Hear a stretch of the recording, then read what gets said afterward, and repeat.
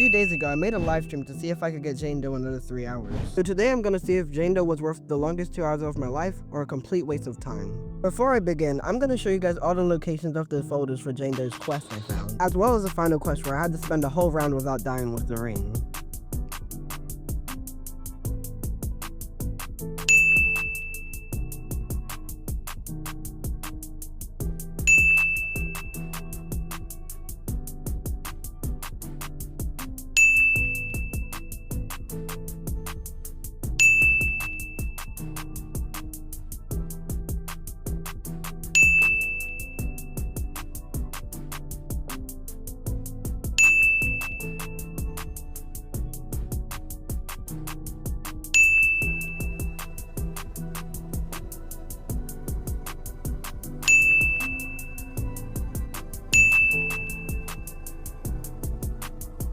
Alright, so now that we know how I got Jane Doe, we now need to see how they compare to some of the other survivors in their class, and which kills they'd be best suited to go against. I'll start with ranking all of Jane Doe's moves one by one, to give them a final score of how good I think they are.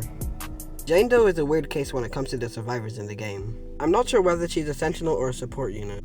She can stun the killer with her Hatchet ability, if they've been inflicted with resonance by her or another survivor's crystal pitch. They can also apply Purified to their teammates by throwing it at them, but for the sake of this video, I'm just gonna say that she's both. Jane Doe's first passive, Digital Footprint, get it as in John Doe's move, allows her to see the footprints of a killer. I didn't really find this ability useful because the only use I can think for it is to just run whenever the killer comes nearby, which goes against Jane Doe's whole moveset of trying to get close to the killer to land crystal pitches and hatchet slashes. But if you've managed to find a good use case for this ability, please leave it in the comments. I read all of them, and if I really like it, I'll leave a heart. Jane Doe's second passive, called Shatterpoint, allows her to get a second health bar on top of her original one. That starts out with 20 HP and 40% damage reduction. She can recover Shatterpoint HP by landing her abilities up to a maximum of 30 Shatterpoint HP. The amount of Shatterpoint HP she gets upon landing an ability is increased by 8% for every Jane Doe that is in the server besides herself. Overall, it's a great passive and would make Jane Doe have the highest health in the game if it weren't for a measly 60 HP. Not to mention, when Jane Doe runs out of Shatterpoint HP entirely,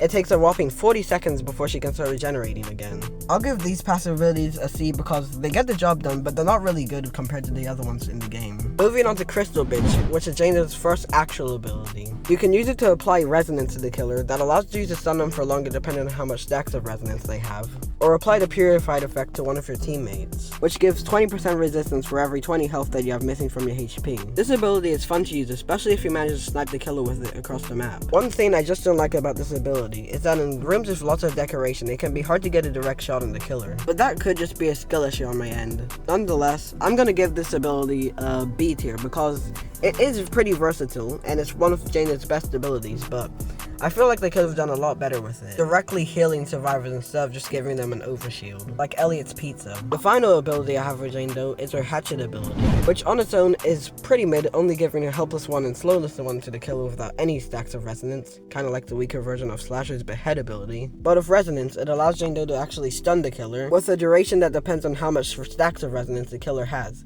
For example, Resonance 3 stuns them for 4.5 seconds. The duration of the stun is nerfed by 0.125 seconds, an eighth of a second, for how many Jane Does are in the round. I'll give this ability a C though, because it's really bad without Jane Doe's Crystal Bitch ability of applying resonance first, and even with resonance, the stun time you have to hit 3 crystal pitches in order for it to actually be a useful amount of time. Overall, I'll give Jane Doe a C- because although they are a really mid survivor in most cases, especially if you're on Shatterpoint HP, then you're left with an abysmal 60 health for a full 40 seconds of the match. I also wish your Hatchet ability was more versatile without having to use Crystal Bitch before it any good.